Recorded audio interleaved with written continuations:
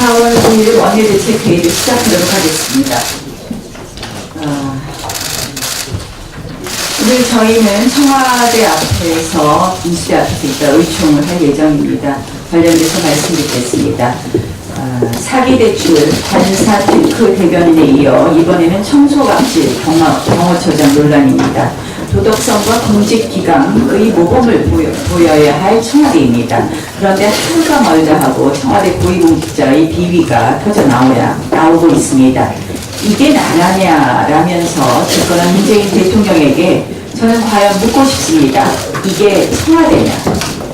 만약 주영훈 경호처장의 청소갑질이 사실로 밝혀진다면 직권남용, 업무방해 이런 이야기 할 수 있을 것 같습니다. 또 이것은 정말 중대한 위법이라고 말할 수 있을 것 같습니다. 그런데 저는 무슨 죄 이런 거 운운하기에 앞서서 이분들의 도덕의 문제를 삼고 싶습니다. 이분들의 도덕성의 문제를 삼고 싶습니다. 청와대가 지금 감찰도 하겠다 이제 와서 이야기하고 있습니다. 그러나 지금 청와대 내부의 공직기관 감찰 아무도 믿을 사람이 없습니다. 인사검증은 또 어떻습니까? 부실하다 못해서 이제 포기하다시피 한 것이 인사검증 아닌가 이렇게 생각을 합니다. 몰랐었는지 덮어준 것인지 알 길이 없는 이런 공직자 비위 논란에 대해서 청와대는 답이 없고 오히려 임명 강행으로 답을 내놓고 있습니다. 저는 오늘 내일 또 헌법재판관에 대해서 인사청문회를 하는데 헌법재판관에 관련된 논란도 역시 상상을 초월합니다. 이 이미선 재판관의 경우에 저도 판사를 했지만 도저히 납득할 수가 없습니다. 자신이 주식을 보유하고 있는 그 회사가 피고로 있는 소송을 맡았습니다. 자신이 주식을 보유한 액수, 자신과 자신 남편이 보유한 액수가 적지 않습니다. 13억 원이나 달합니다. 그런데 이런 회사의 재판에 맡아서 그 회사에게 유리한, 그러니까 그 회사가 피고인 소송인데 원고 청구를 기각하는 그런 재판이 있습니다. 도저히 납득할 수 없습니다. 이것은 당연히 회피했어야지 마땅한 사건입니다. 그런데 이 사건을 맡아서 끝까지 재판을 하고 또 그리고 자신이 소유한 주식의 건설사에게 유리한 재판을 해줬다. 법관윤리강령 6조의 재판의 공정성, 말씀은 안 돼요. 재판의 공정성 늘 언급할 필요가 없다고 생각을 합니다. 이것은 도덕 상실이다 이런 생각을 합니다. 그래서 이런 또 임의선 재판관을 내놨습니다.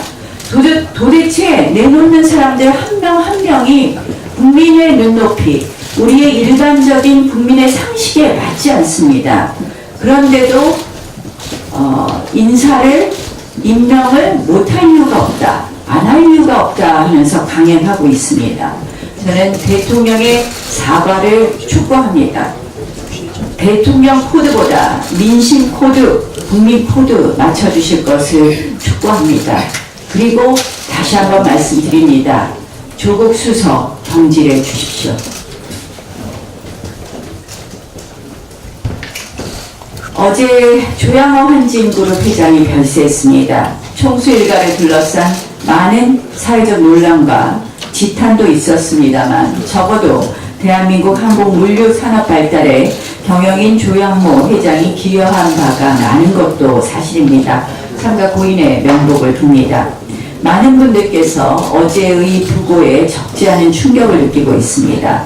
문재인 정권 하의 기업의 순환사 익히 잘 아실 겁니다.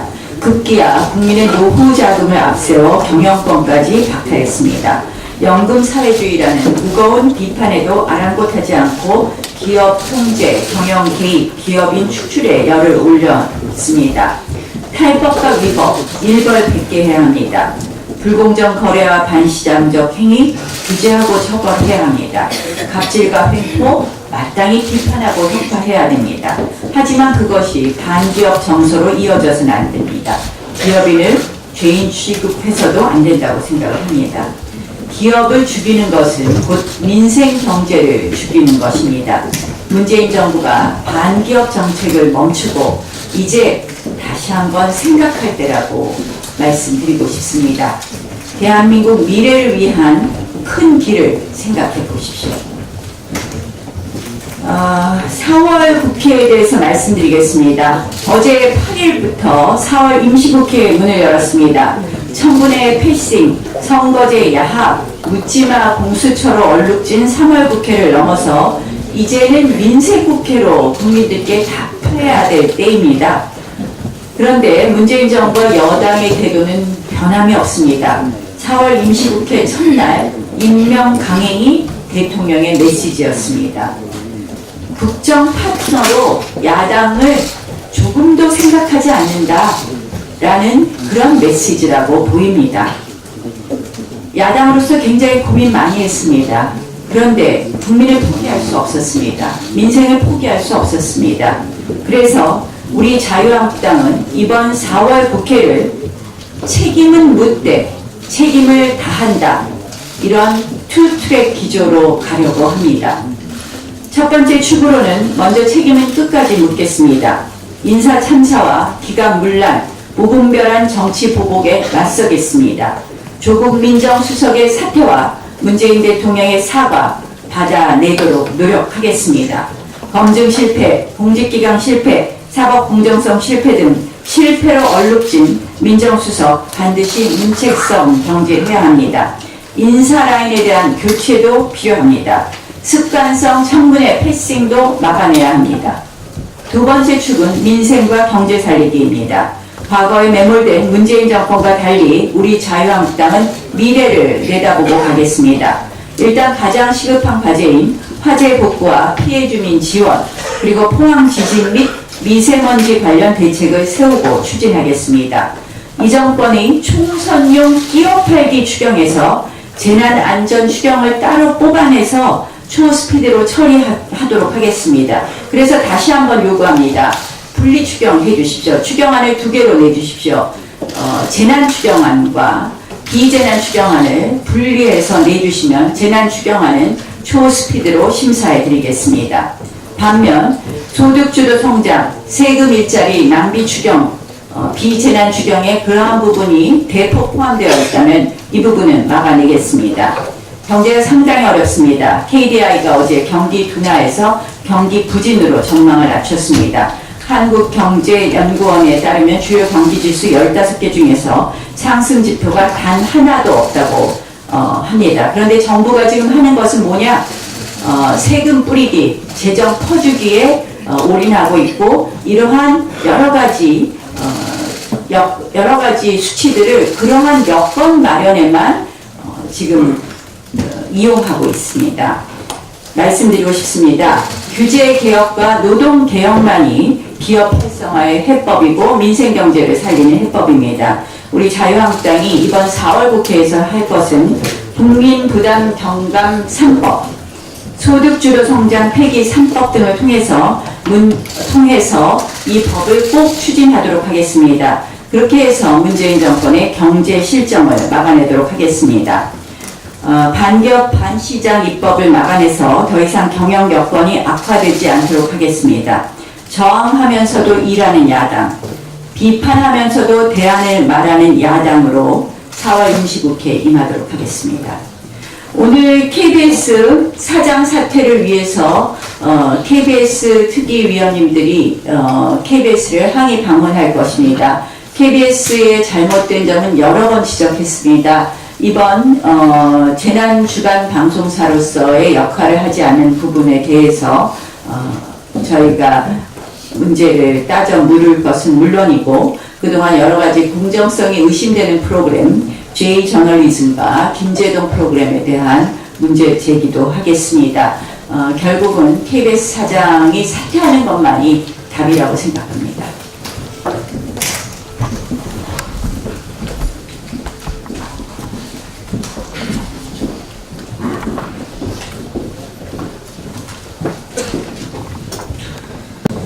네, TV 화면을 가득 메운 임명장 수여 장면을 보면서 우리 국민들께서 어떤 생각을 하시겠습니까?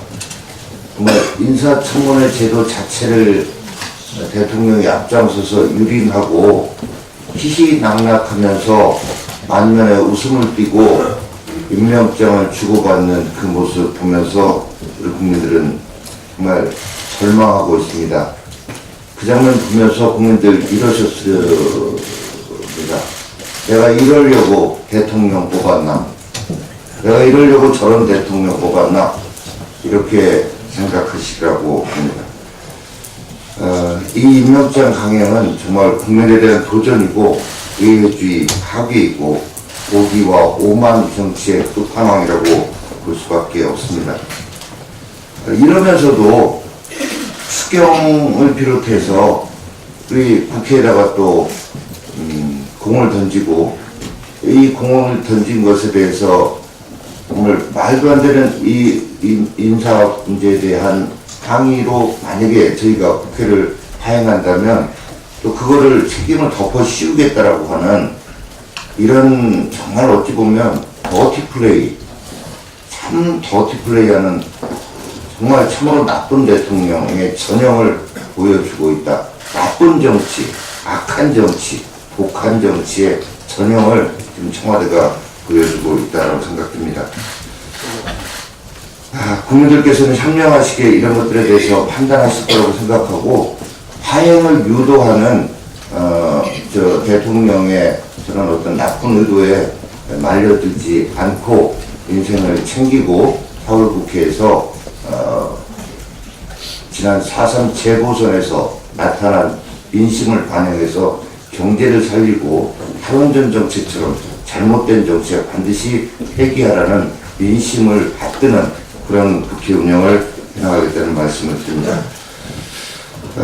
KBS 관련해서 정말 어제도 제가 사장 사퇴를 말씀드렸습니다만 사장 이번 일에 책임을 지고 재난주간 방송사가 재난을 외면했던 이런 일에 대해서 아무도 책임을 안 진다면 되겠습니까? 사장 사퇴해야 될 것이고요.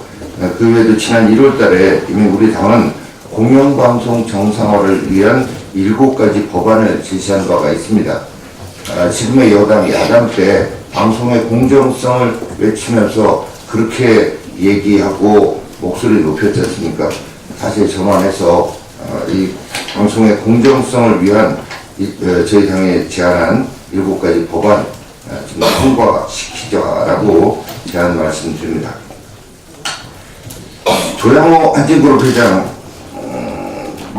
오늘 일가의 갑질 비난받아야 되겠죠. 그러나 도덕적 비난과 법적 단죄, 엄연히 구분돼야 됩니다. 그런데 이 정권은 어떻게 했습니까? 1년 사이에 압수수색만 18번, 가족 공개 소환으로 포토라인에 세운 것 14번입니다. 이렇게 먼지털이식으로 수사를 했음에도 불구하고 조 회장 일가에 대한 사전 구속영장 5차례 모두 기각됐습니다.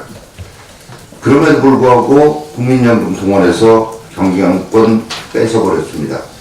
어느 고등법원 부장판사의 지적처럼 1심 유죄 판결이 나기도 전에 카메라 세례를 받게 하는 이 포토라인에 세우는 것 중세 마녀 재판 형태와 다를 게 없다라고 얘기한 바가 있습니다만은 인민재판, 인격살인 행위가 우리 사회에서 지금 공공연하게 벌어지고 있습니다. 이게 인민민주주의가 아니면 뭡니까? 방송, 언론도 정말 이런 고인의 그 죽음 앞에서 좀 반성하는 태도를 보여야 할 것이라고 봅니다. 방송이라고 해서, 언론이라고 해서 이렇게 인격살인에 그냥 가담해도 모든 것이 면제되는 것은 아니지 않겠습니까? 아무튼 이번에 죽은 사망한 돌아가신 이제 고인의 명복을 빌면서 우리 사회의 법치가 제대로 작동하는지 우리 모두가 한번 생각해보는 계기가 되어야 하리라 생각합니다. 이상입니다. 네, 박대출 KBS 국기위원장.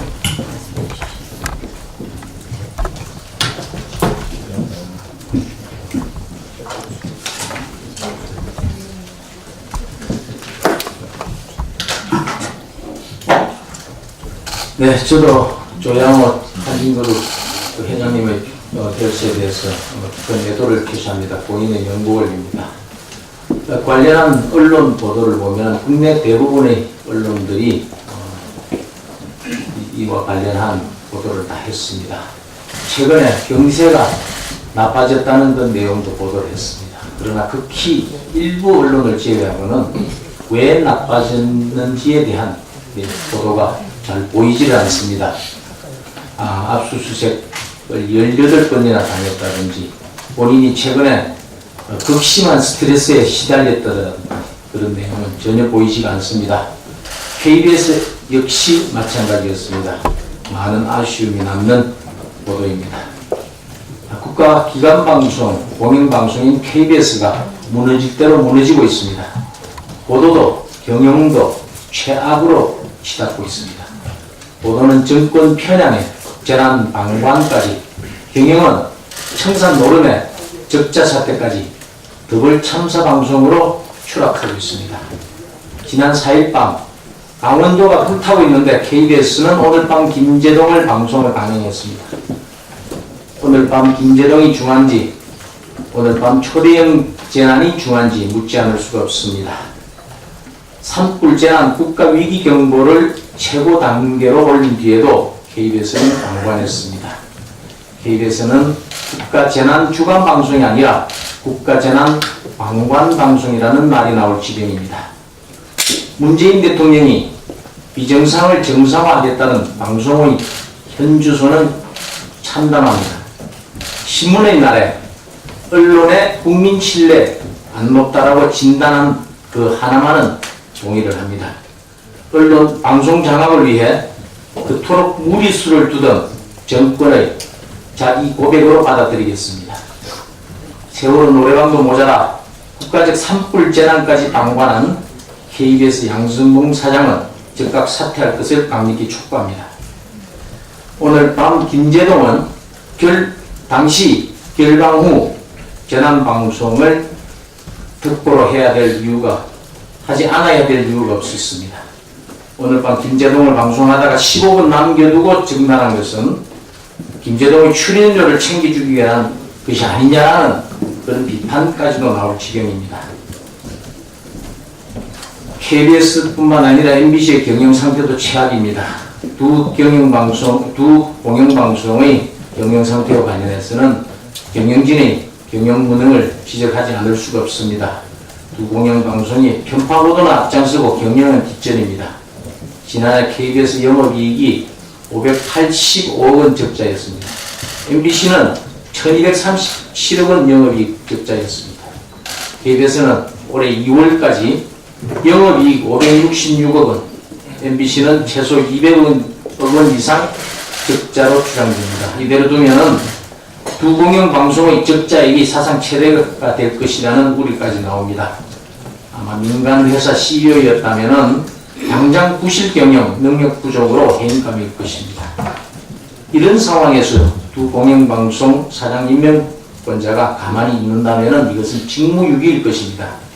KBS 사장을 임명한 대통령, MBC 사장을 임명한 방송문화진흥회 이사진은 뭐하고 있는지 의문입니다. 오늘 원내 대책회의를 좀 마친 뒤에 KBS 특위위원님들과 KBS에 항의 방문을 할 예정입니다. 국가재난 주간방송 의무를 저버린 KBS 측에 항의하고 저희들의 입장을 전달하겠습니다. KBS 사장은 산불 재난 방송과 관련해서 책임을 느낀다면 즉각 나와서 야당의 입장을 들어야 할 것입니다. 오늘 책임을 회피하기 위해서 방문마저 피하려 한다면 거센 국민들의 수신료 분리징수 운동에 직면하게 될 것입니다.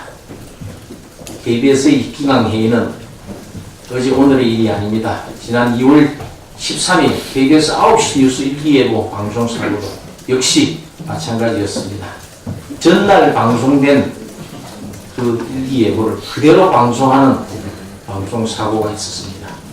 그러나 KBS 측은 당시 언론에 파일을 매핑해서 방송하는 형식이 도입된 지 오래되지 않아서 이런 사고가 났다라고 핑계를 댔습니다. 그러나 이 핑계는 거짓이었습니다. 전자 QCT가 도입된 지 이미 오래됐습니다. KBS 뉴스타임은 2013년 12월에 도입됐고 9시 뉴스는 2015년 4월에 도입됐습니다. 최소한 4년은 지난 걸 가지고 오래되지 않아서 이런 사고가 났다는 그 변명은 거짓말입니다. 심지어는 김용옥 씨를 출연시켜서 막말까지 하게 했습니다. KBS가 좌편향적 학자의 개인 교실인지 역사 왜곡의 선전 무대인지 모를 지경이 되어버렸습니다. 특히나 김용옥 씨가 이승만 전 대통령에 대해서 미국의 괴뢰라는지 독립무예제에서 탄해야 한다든지 이런 망언을 했습니다. 그러나 이 망언보다도 더 심각한 것은 KBS 측의 태도였습니다.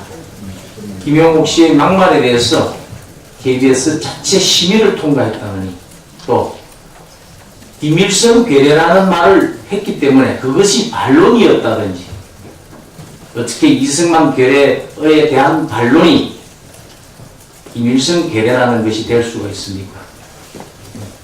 이것은 언론 보도에 ABC가 한참 못 미치는 내용일 것입니다. KBS 특위는 앞으로 향후 활동 방향과 관련해서 말씀드리겠습니다. KBS, MBC 두 공영방송에 대해서 경영 진단을 하는 국민대 토론회를 준비를 하겠습니다. 4, 5월 중에서 적자에 흐르는 KBS, MBC에 대해서 경영 진단을 하고 또 필요할 경우에 KBS 수신료 거부 및 분리 징수를 위한 거리 서명 운동을 전개해 나갈 것을 적극 검토해 나가겠습니다. 그리고 조금 전에 정용기 정책위원장께서도 말씀을 주셨지만은 수신료 관련해서 관련 법안 그리고 방송 정상화 법안 7개가 지금 과방위에 계류되어 있습니다. 이 자리에 더불어민주당 측에 법안 심사에 착수할 것을 요구를 합니다. 감사합니다. 네. 다음은 송희경 의원.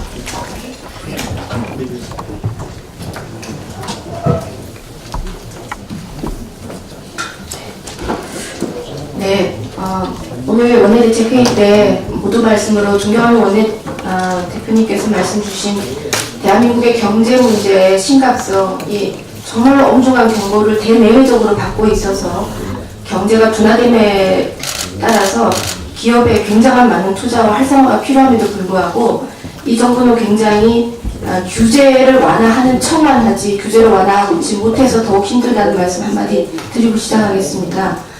규제 샌드박스를 지금 하고 있지만 규제를 완화하는 규제 샌드는 온데간데 없고 규제 박스만 있다는 말씀 드리고 싶습니다.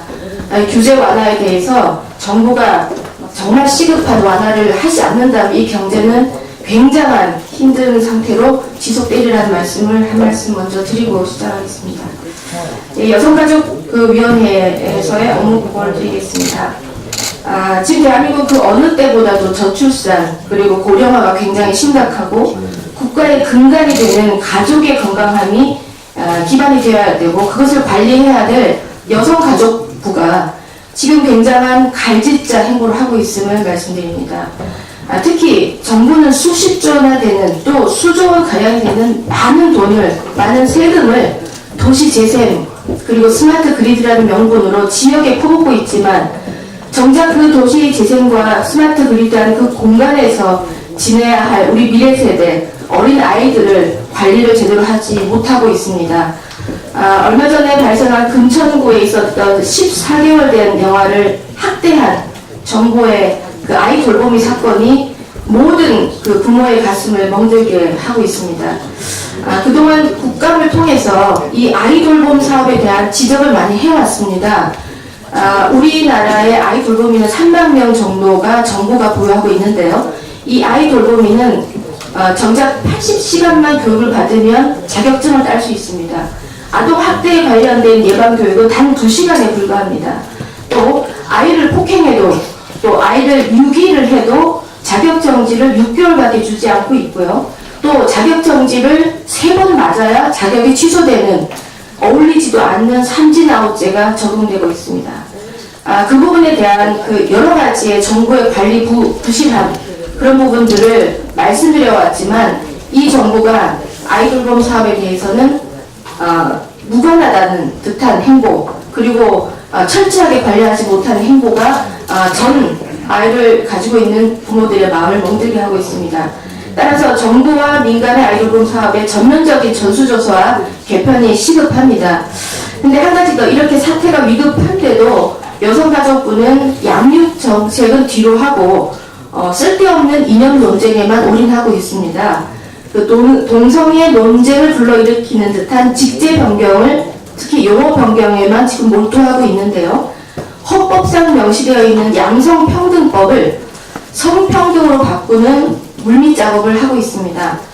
전 부처에 있는 현재 지금 있는 양성평등 정책관을 무시하고 성평등 정책관이라는 이름을 통해서 교육부와 법무부 외 5개 부처에 신설하는 것을 지금 추진하고 있습니다.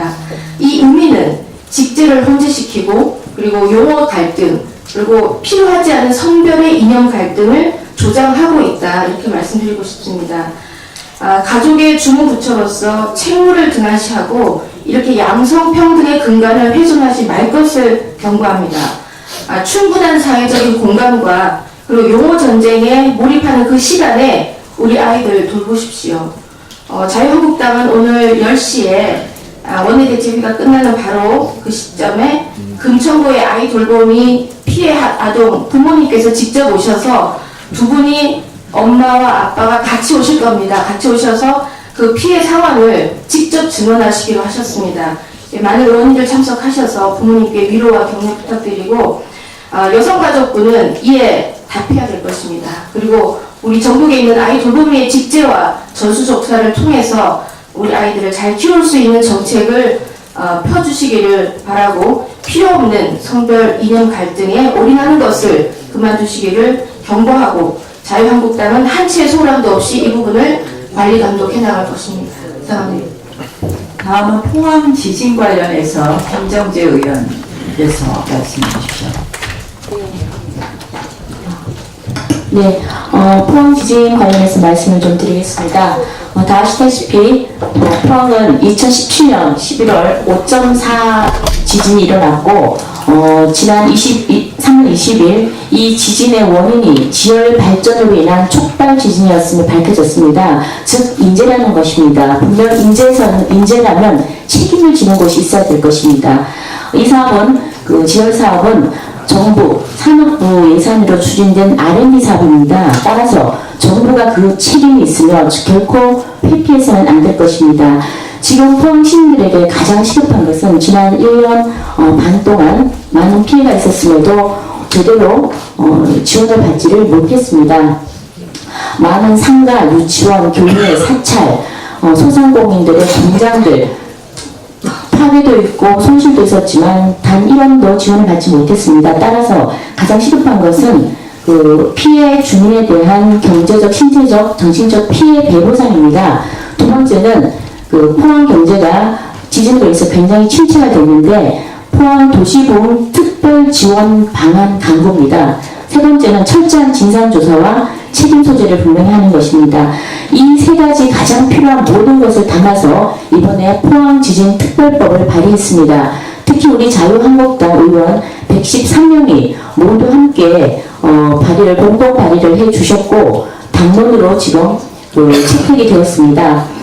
이 두 가지 법은 하나는 피해 구제 및 지원 특별법이고 하나는 진상조사 특별법입니다.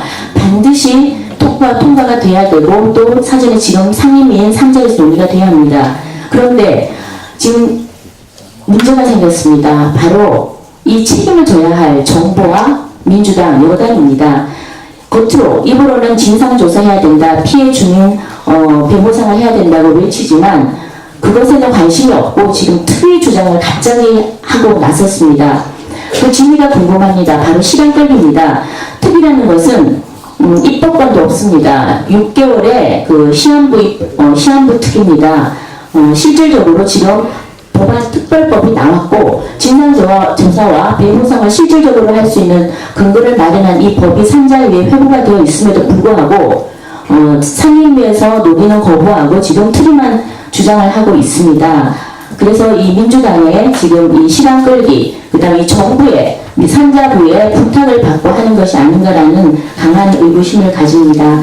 이 특별법이 통과가 되면 첫 번째는요, 진상조사를 할 수 있습니다. 정치 중립적으로 독립적인 수사를 하고 강력한 권한이 부여되어 있습니다. 반드시 진상조사 이루어져야 되고요. 배보상심의위원회 특별법 통과되면 배보상심의위원회 구성해서 바로 배보상 심의 신청을 할 수가 있습니다. 그리고 또 민주당이 주장하기를 특위가 구성되어야만이 진상조사를 할 수 있다.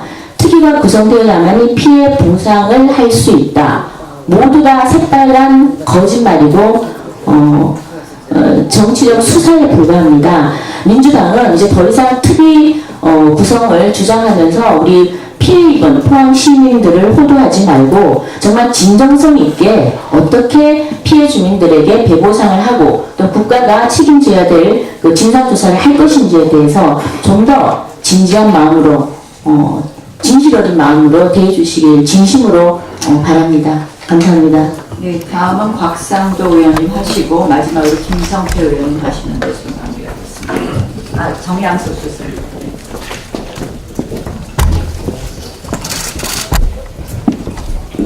예, 곽상도 의원입니다. 전례 없는 대통령 딸 가지고 해외 이주와 관련해서 몇 가지 지적하고자 합니다. 첫째, 문 대통령 딸이 해외 이주한 게 맞느냐고 한 거하고 관련입니다. 지난 4월 4일 국회 운영위 업무보고 때 이 해외 이주가 사실이냐고 물으니 노영민 대통령 비서실장은 말씀드리기가 곤란하다. 현재는 모르겠습니다. 또 경호비용 일정 부분 있는 것으로 알고 있습니다. 많지는 않습니다고 답변했습니다. 해외 이주 갔는지 안 갔는지도 말도 못하고 현재는 모르겠다고 하는데 국민들에게 이게 말장난할 사안입니까? 해외 이주와 관련해서 공개 질의한 지 66일 됐습니다. 그런데 대통령 비서실장이라는 분이 국회에 나와서 설명한 게 고작 이겁니까? 해외 이주를 왜 택했는지 그 이유를 밝히면 됩니다. 지금 문제가 불거지니까 다시 귀국이라도 했다는 뜻인지 참 모호한 얘기를 합니다. 숨기지 말고 분명히 밝혀주시기 바랍니다.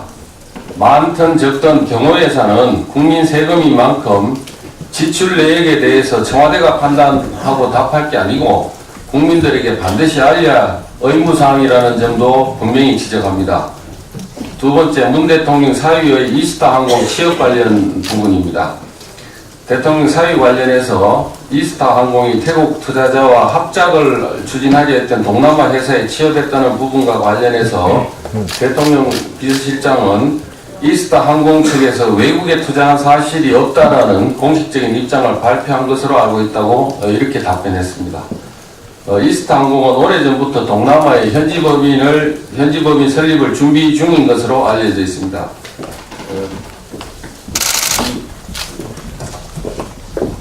2018년도 아시아경제에 따르면 이스타항공 태국의 해외법인 첫 설립 LCC 중 최초라는 제목으로 이스타항공은 태국 방콕의 현지법인 타이 이스타젯을 설립한 것으로 확인됐다고 보도됐습니다.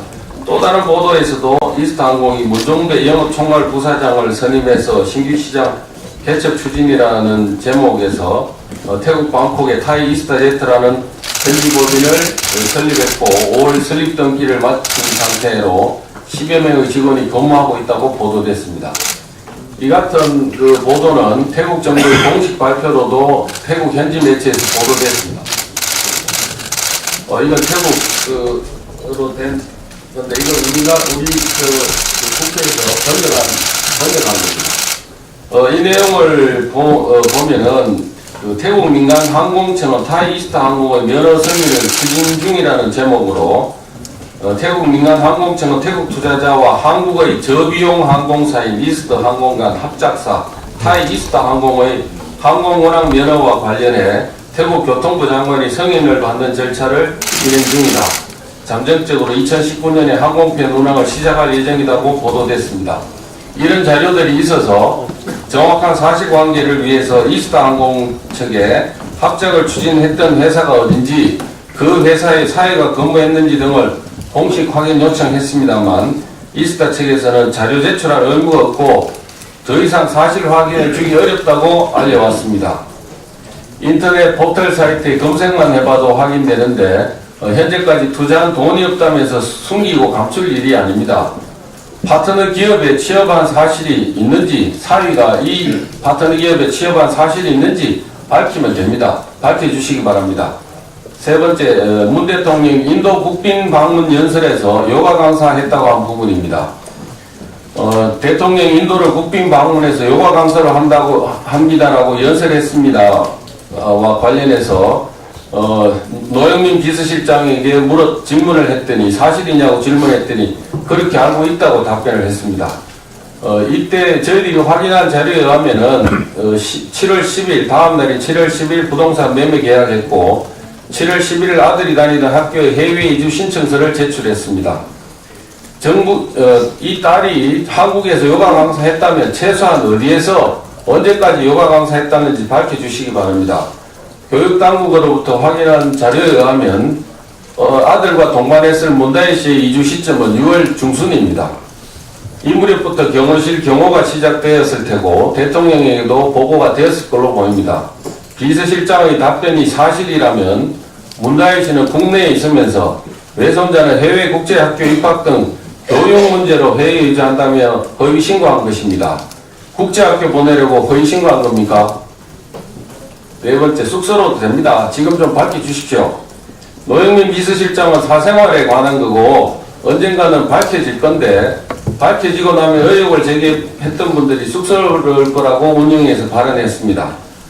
무려 66일 동안 숨기고 감추어 놓고 언젠가 밝혀지면 숙소질 거라고 이렇게 하지 말고 제가 숙소로도 되니까 지금 국민들에게 소상히 좀 밝혀주시기 바랍니다. 네, 이상입니다. 김성태 의원. KBS는 이번 강원도 화재에서 재난방송 주간 방송사 역할을 포기하고 김재동 출연료 챙기기에 집중한 모습을 보여주었습니다. 국민들의 분노는 하늘을 찔렀고 KBS 노조마저도 비판 대열에 합류할 정도로 이번 KBS 보도 참사는 매우 심각하고 우려스러웠습니다. 그럼에도 KBS 상황인식은 현실과 현격히 동떨어져 있었습니다. KBS는 지난 금요일 입장문을 발표하면서 지상파 방송사 중 처음으로 뉴스 특보를 실시했다라고 했습니다. 그러나 이 말에는 꼼수가 있습니다. KBS가 뉴스 특보를 처음으로 실시했으나 재난방송 체제로 본격 전환한 시간은 MBC보다 18분이나 늦은 23시 25분이었습니다. KBS는 국가를 대표하는 재난방송 주간방송사임에도 지상파 방송사 중 가장 먼저 뉴스 특보를 실시했다는 사실로 애써 자유하는 모습이 대단히 안쓰럽습니다. 또한 국민들의 비판을 겸허히 수용하고 사과하거나 재발 방지를 약속하는 내용은 어디에도 그 입장을 밝히지 않았습니다. 오히려 재난방송 매뉴얼에 따라 재난방송을 확대 실시했다며 국민 앞에 오만한 태도를 보였습니다. 하지만 KBS가 부실한 재난방송을 보였다는 것은 부정할 수 없습니다. 화재 장면과 상황을 전달하는 데 거쳤을 뿐 대피 요령과 대피사 위치 등의 정보 제공은 이루어지지 않았습니다.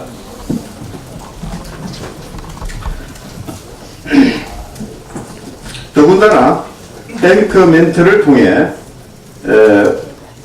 현장에 나가 있는 기자를 연결해서는